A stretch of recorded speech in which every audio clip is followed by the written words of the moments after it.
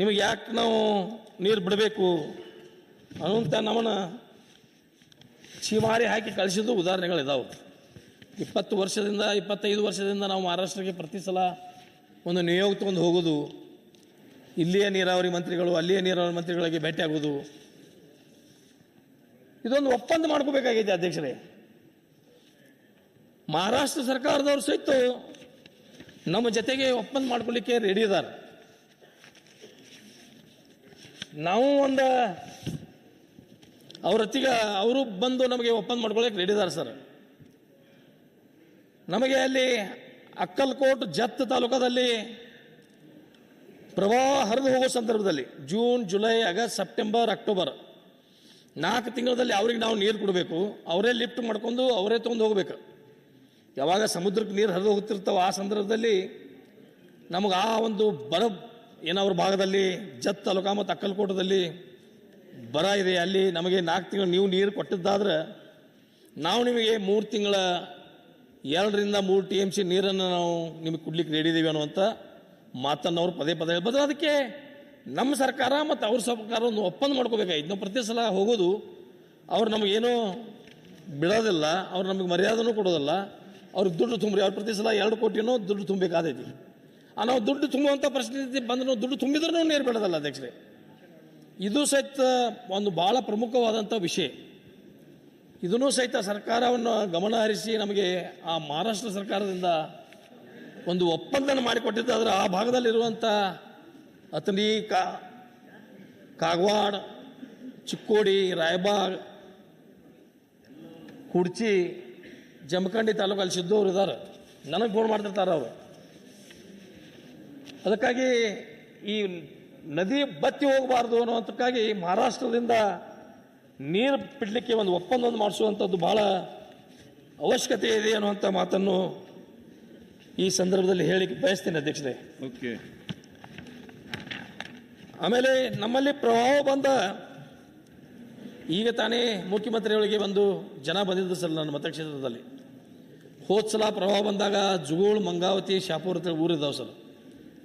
First Maharashtra ದಾಟಿದ್ರಲ್ಲಿ ಅವೇ ಊರುಗಳು. ಕೃಷ್ಣಾ ನದಿಯಿಂದ first ಬಾಧಿತ ಆಗುವಂಥದ್ದು 3 ಊರುಗಳು ಫಸ್ಟ್ ಮುಳುಗಿಬಿಡ್ತಾವೆ ಸರ್. ಅವು 3 ಊರು ಪ್ರತಿ ಸಲ ಆ ಊರಿನ ಜನನೆಲ್ಲ ಹೊರಗೆ ತರೋದು, ಅವ್ರ ಗಂಜಿ ಕೇಂದ್ರ ತೆಗೆದು ಅವ್ರದ್ದೆಲ್ಲೋ ಶಾಲೆಯಲ್ಲಿ ನಿಲ್ಲುವಂಥ ವ್ಯವಸ್ಥೆ ಮಾಡೋದು, ದನಕರುಗಳನ್ನೆಲ್ಲ ಹೊರಗೆ ತರೋದು, ಅವ್ರಿಗಲ್ಲಿ ಮೇವಿನ ವ್ಯವಸ್ಥೆ ಮಾಡೋದು, ಅದೆಲ್ಲ ಅಲ್ಲಿ ಮಾನ ಮರ್ಯಾದೆ ಬಿಟ್ಟು ಎಲ್ಲ ಹೆಣ್ಮಕ್ಳು ಗಂಡ್ಸು ಮಕ್ಕಳು ಎಲ್ಲ ಪ್ರತಿ ಸಲ ಬರೋದು. ಮತ್ತು ಅವರು ಪ್ರವಾಹ ಇಳಿದು ಹೋದ ಬಳಿಕ ಅಲ್ಲಿ ಸ್ವಚ್ಛ ಮಾಡಲಿಕ್ಕೆ ಗಬ್ಬು ವಾಸನೆ ಎದ್ದಿರ್ತೈತೆ ಸರ್. ಅಲ್ಲಿ ಜನ, ಕನ, ನಾಯಿಗಳು, ಹಂದಿಗಳು ಸತ್ತಿರ್ತಾವೆ. ಅಲ್ಲಿ ಹೋಗಿ ಇಮಿಡಿಯೇಟ್ ನಾವು ವಾಸ ಮಾಡಲಿಕ್ಕೆ ಬರೋದಿಲ್ಲ ಅಲ್ಲಿ. ಅದಕ್ಕೆ ಆ ಪ್ರವಾಹ ಬಂದ ಸಂದರ್ಭದಲ್ಲಿ ಈ ಊರುಗಳನ್ನ ಶಿಫ್ಟ್ ಮಾಡಬೇಕು ಅನ್ನೋಂಥ ಆ ಜುಗೋಳ್, ಮಂಗಾವತಿ, ಶಾಪುರ ಜನರು ಭಾಳ ದಿವಸದಿಂದ ಬೇಡಿಕೆ ಇದೆ. ಆ 3 ಊರುಗಳನ್ನು ಶಿಫ್ಟ್ ಮಾಡಬೇಕು ಅನ್ನೋಂಥ ಒಂದು ಮನವಿಯನ್ನು ಇವತ್ತಿನ ದಿವಸ ಈ ಉತ್ತರ ಕರ್ನಾಟಕದ ಚರ್ಚೆಯ ಸಂದರ್ಭದಲ್ಲಿ ನಾನು ಸರ್ಕಾರಕ್ಕೆ ಮನವಿಯನ್ನು ಮಾಡಿಕೊಳ್ಳಿಕ್ಕೆ ಬಯಸ್ತೇನೆ. ಇವತ್ತು ನಮ್ಮಲ್ಲಿಯೂ ಸಹಿತ ತಾಲೂಕಾಗಿ ಸರ್, ಕಾಗವಾಡ ನನ್ನ ತಾಲೂಕ. ನಮಗೂ ಸಹಿತ ಕಾಗವಾಡದಲ್ಲಿ ಆರೋಗ್ಯ ಕೇಂದ್ರವನ್ನು 100 ಹಾಸಿಗೆ ಬೆಡ್ ಆಸ್ಪತ್ರೆಗೆ ಉನ್ನತೀಕರಣ ಮಾಡಬೇಕು ಅನ್ನೋಂಥ ವಿನಂತಿಯನ್ನು ಮಾಡಲು. ಮತ್ತೊಂದು ಏನಾಗಿದೆ ಸರ್ ಅಧ್ಯಕ್ಷರೇ, ನಮ್ಮಲ್ಲಿ ಹೆರಿಗೆಗಳೇ ಹೆಚ್ಚಿಗೆ ಆಗಿಲ್ಲ. 30ಕ್ಕಿಂತ ಎಲ್ಲಿ ಹೆರಿಗೆಗಳು ಹೆಚ್ಚಾಗಿಲ್ಲ ಯಾವ ಆರೋಗ್ಯ ಕೇಂದ್ರಗಳಲ್ಲಿ. ಅದನ್ನು ಡಿಲೀಟ್ ಮಾಡಿ ಅದೇನು ಆ್ಯಕ್ಚುಲಿ ಅದನ್ನೆಲ್ಲ ಬೇರೆ ಕಡೆ ಡೈವರ್ಟ್ ಮಾಡ್ತಾ ಇದ್ದಾರೆ. ಮುಂಜಾನೆಯೂ ಚರ್ಚೆ ಆಯಿತು ಅಧ್ಯಕ್ಷತೆಯಲ್ಲಿ. ಅದಕ್ಕಾಗಿ ತಾಲೂಕು ಆರೋಗ್ಯ ಕೇಂದ್ರದಲ್ಲಿ ಆದ್ರೂ ಹೆಚ್ಚಿಗೆ ಫೆಸಿಲಿಟಿ ಇಟ್ಕೊಂಡು ನಾನು ಉನ್ನತೀಕರಣ ಮಾಡಿ ಅಪ್ಗ್ರೇಡ್ ಮಾಡಿ ಆ ತಾಲೂಕಾ ಹೆಡ್ ಕ್ವಾರ್ಟರ್ದಲ್ಲಿರುವಂಥ ಆಸ್ಪತ್ರೆಗಳಿಗೆ ಹೆಚ್ಚಿಗೆ ಒತ್ತು ಕೊಡಬೇಕು ಅನ್ನುವಂಥ ಬೇಡಿಕೆಯನ್ನು ನಂದು ಈ ಸಂದರ್ಭದಲ್ಲಿ ಸರ್ಕಾರಕ್ಕೆ ಒತ್ತಾಯವನ್ನು ಮಾಡ್ತಾ ಇದ್ದೀನಿ ಅಧ್ಯಕ್ಷರೇ. ಜೊತೆಗೆ ಶಿಕ್ಷಣ ಕ್ಷೇತ್ರದಲ್ಲಿ ಇನ್ನೂ ಹೈಸ್ಕೂಲುಗಳು, ನಮ್ಮಲ್ಲಿ ಕಾಲೇಜುಗಳು ಹೆಚ್ಚಿಗೆ ಬೇಡಿಕೆಗಳಿದಾವೆ. ಶಿಕ್ಷಕರ ಕೊರತೆ ಇವೆಲ್ಲ ಭಾಳ ಉತ್ತರ ಕರ್ನಾಟಕದಲ್ಲಿ ಇನ್ನೂ ಭಾಳ ಹಿಂದುಳಿದಿದ್ದೀವಿ ಅಧ್ಯಕ್ಷರೇ. ಇವತ್ತೆಲ್ಲ ಸಹಿತ ಜೊತೆಗೆ ನಮಗೆ ಆಗಿ ಮತ್ತೆ ಎಲ್ಲಿಟ್ರಿ ಅದನ್ನ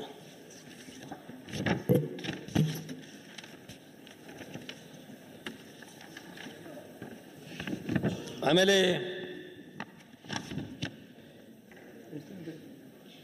ಈ ಅಮೃತ್ 2 ಯೋಜನೆ ಹತ್ರ ಒಂದು ನಮ್ಮಲ್ಲಿ ಪ್ರಾರಂಭ ಮಾಡಿದ್ದಾರೆ ಸರ್, ಡ್ರಿಂಕಿಂಗ್ ವಾಟರ್ದು. ಅಮೃತ್ 2 ಯೋಜನೆ ಜಾಕ್ವೇಲ್ಕಲ್ಲಿ ಅಧ್ಯಕ್ಷರ ಜಾಕ್ವೇಲ್ ಕಟ್ಟಲಿಕ್ಕೆ ಅಲ್ಲಿ ಕಾಗವಾಡದಲ್ಲಿ ಪ್ರೈವೇಟ್ ಲ್ಯಾಂಡ್ ತಗೊಳ್ಳಿಕ್ಕೆ ನಮಗೆ 27 ಲಕ್ಷ ರೂಪಾಯಿ ಎಕರೆಗೆ ಕೊಡ್ತೀವಿ ಅಂತ ಹೇಳ್ತಾ ಇದ್ದಾರೆ ಅಧ್ಯಕ್ಷರು. ಅಲ್ಲೇ ಪಕ್ಕದಲ್ಲಿ ರಾಯಬಾಗ್ ತಾಲೂಕದಲ್ಲಿ ಕೆಮ್ಲಾಪುರ ಅಂತ ಒಂದು ಊರಿದೆ ಅಧ್ಯಕ್ಷರೇ. ಕೆಮ್ಲಾಪುರದಲ್ಲಿ ಸೇಮ್ ಜಮೀನು, ಸೇಮ್ ನದಿ, ಅಲ್ಲಿ ಅಕ್ವಿಷನ್ ಮಾಡ್ಕೊಂಡಿದ್ದಾರೆ 52 ಲಕ್ಷಕ್ಕೆ ಜಾಕ್ವೆಲ್ ಕಟ್ಟಲಿಕ್ಕೆ. ನಮಗೆ 27 ಲಕ್ಷ ರೂಪಾಯಿ ಕೊಡ್ತೀನಿ ಅಂದ್ರೆ ಅಲ್ಲಿ ಹೆಂಗೆ ರೈತರು ಒಪ್ಕೋತಾರು? 52 ಲಕ್ಷ, ಒಂದೇ ನದಿ, ಒಂದೇ ಜಮೀನ, ಒಂದೇ ಮಣ್ಣು, ಒಂದೇ ಜಿಲ್ಲೆಯಲ್ಲಿ, ಒಂದೇ ತಾಲೂಕು, ಪಕ್ಕದ ತಾಲೂಕದಲ್ಲಿ ಒಂದು ಕಡೆ 52 ಲಕ್ಷ ಕೊಟ್ಟಿದ್ದಾರೆ, ನಮಗೆ 27 ಲಕ್ಷ ಮಾತ್ರ ಕೊಡ್ತೇನೆ ಅಂದ್ರೆ ಅಲ್ಲಿ ಹೆಂಗೆ ರೈತರಿಗೆ ಆ ಅಮೃತ ಯೋಜನೆ, ಆ ನೀರು ಕುಡಿಯೋ ನೀರಿನ ಯೋಜನೆ ಹೆಂಗೆ ಪೂರ್ತಿ ಆಗೋದು? ಮೇನ್ ಎಲ್ಲಿ ನಾವು ಪಂಪೋಸ್ ಕುಣಿಸಿ ನೀರು ಲಿಫ್ಟ್ ಮಾಡ್ತಾ ಇದ್ದೀವಿ, ಅಲ್ಲೇ ನಮಗೆ ತೊಂದರೆ ಬಂದರೆ ಮುಂದಿನ ಊರುಗಳಿಗೆ 10-20 ಕಿಲೋಮೀಟರ್ ನೀರು ಒಯ್ಯೋದು ಹೇಗೆ? ಅದಕ್ಕಾಗಿ ಅವ್ರಿಗೂ ಸಹಿತ ಏನು ನೀವು ಸರ್ಕಾರದಲ್ಲಿ ಒಂದು ನಿಗದಿ ಮಾಡಿದಿರಿ ಎಲ್ಲ ಕಡೆ, ಆ ನಿಟ್ಟಿನಲ್ಲಿ ಅವ್ರಿಗೆ ಕಾಂಪೆನ್ಸೇಷನ್ ಕೊಟ್ಟರೆ ಮಾತ್ರ ಅವರು ರೈತರು ಅಲ್ಲಿ ಆ ಜಮೀನನ್ನು ಕೊಡಲಿಕ್ಕೆ ಸಾಧ್ಯ ಇದೆ ಅನ್ನುವಂಥ ಮಾತನ್ನು ಈ ಸಂದರ್ಭದಲ್ಲಿ ಹೇಳಲಿಕ್ಕೆ ಬಯಸ್ತೀನಿ ಅಧ್ಯಕ್ಷರೇ.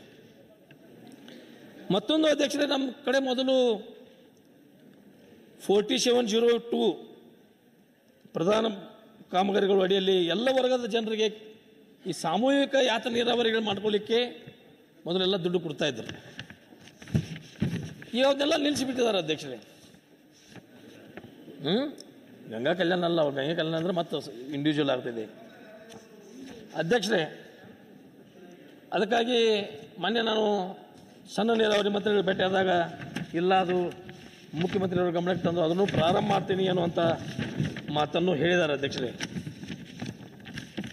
ಈಗ ಟೋಟಲ್ ಆಗಿ ಕಬ್ಬು ಬೆಳೆಗಾರರೊಂದು ಪ್ರತಿ ಸಲ ಸ್ಟ್ರೈಕ್ ಮಾಡೋದು, ಗದ್ದಲ ಮಾಡೋದು, ಅಲ್ಲಿ ಟ್ರಾಕ್ಟರ್ಗಳನ್ನು ಸುಡೋದು, ಇವೆಲ್ಲ ಆದರೆ ಮೊದಲೇ ಕಾರ್ಖಾನೆಗಳ ಪ್ರಾರಂಭ ಆಗೋಕ್ಕಿಂತ ಮುಂಚಿತವಾಗಿಯೇ ರೈತ ಸಂಘದವ್ರನ್ನೂ ಮತ್ತು ಫ್ಯಾಕ್ಟ್ರಿ ಮಾಲಕರನ್ನು ಕರೆದು ಒಂದು ಏನಾದರೂ ಸಂಧಾನ ಮಾಡಿದ್ದಾದ್ರೆ ಈ ಸ್ಟ್ರೈಕ್ಗಳು, ಈ ಹೋರಾಟಗಳು ಪ್ರತಿ ವರ್ಷ ಹೋರಾಟ ಮಾಡ್ಕೊತ ಬಂದಿದ್ದೀವಿ ಅಧ್ಯಕ್ಷರೇ.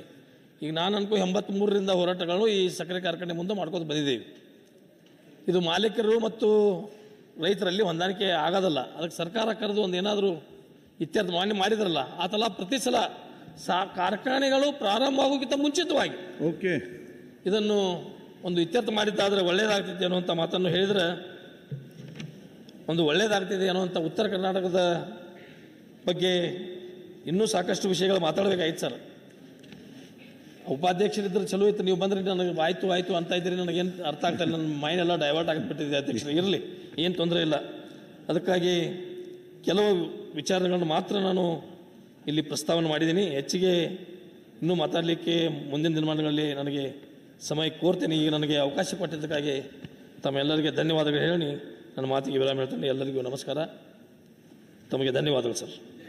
ಯತ್ನಾಳ್ ಈಗ ಸನ್ಮಾನ್ಯ ಅಧ್ಯಕ್ಷರೇ, ಒಂದು ಸೆಕೆಂಡ್, ಮೊದಲನೇದಾಗಿ ಒಂದು ಸೆಕೆಂಡ್ ಇವತ್ತು ಯತ್ನಾಳ್ ಅವರೇ ಒಂದು ನಿಮಿಷ.